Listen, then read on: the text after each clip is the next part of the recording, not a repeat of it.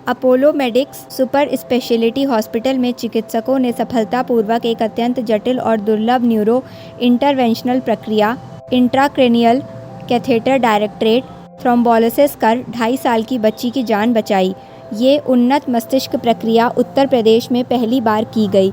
इस प्रक्रिया को interventional neuro radiologist doctor Devansh Mishra ने इंटरवेंशनल रेडियोलॉजी टीम के डॉक्टर अर्पित टोंग और डॉक्टर अनमोल श्रीवास्तव के साथ मिलकर पूरी किया।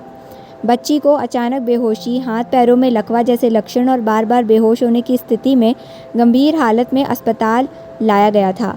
आपातकालीन जांच में एमआरआई, सीटी स्कैन, एंजियोग्राफी से मस्तिष्क की गहरी शिरा में खून का थक्का पाया गया।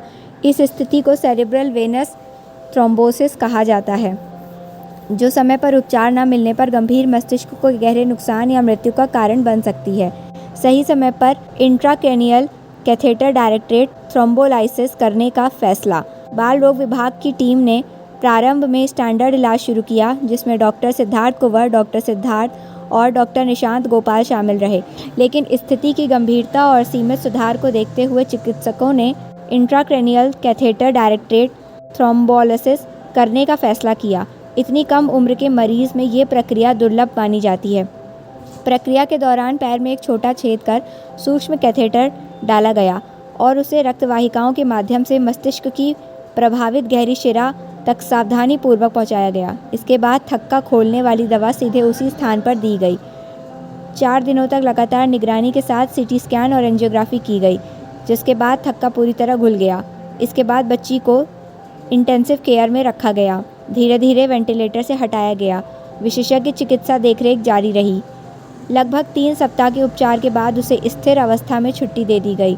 वर्तमान में चलने, बोलने और सामान्य दैनिक गतिविधियां करने में वो सक्षम है।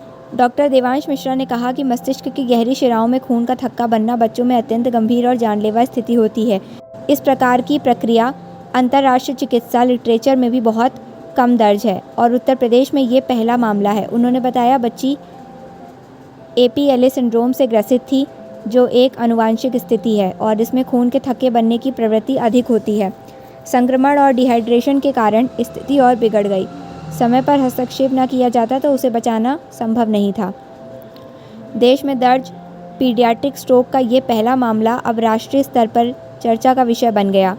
इस जटिल और चुनौतीपूर्ण केस को 12 से 15 मार्च तक कोच्चि में आयोजित इंडियन नेशनल स्ट्रोक कॉन्फ्रेंस 2026 में प्रस्तुत किया जाएगा। इस सम्मेलन में देश भर से आए वरिष्ठ न्यूरोलॉजिस्ट और स्ट्रोक विशेषज्ञ हिस्सा लेंगे। स्ट्रोक उपचार की नई पद्धतियों, जटिल मामलों के प्रबंधन तथा ताज़ा शोध पर विस्तार से चर्चा करेंगे। Apollo medics super speciality hospital के MD और CEO डॉक्टर मयंक सोमानी ने इस उन्नत न्यूरो इंटरवेंशनल देखभाल की दिशा में एक महत्वपूर्ण उपलब्धि बताया। उन्होंने कहा, हमारा उद्देश्य है कि सबसे जटिल उपचार भी सुरक्षित, सुलभ और असरदार रूप से उपलब्ध रहे। इस दुर्लभ प्रक्रिया की सफलता दर्शाती है कि उत्तर प्रदेश में ही विश्वस्तरीय चिकित्सा सुविधाएं प्रदान की जा रही हैं।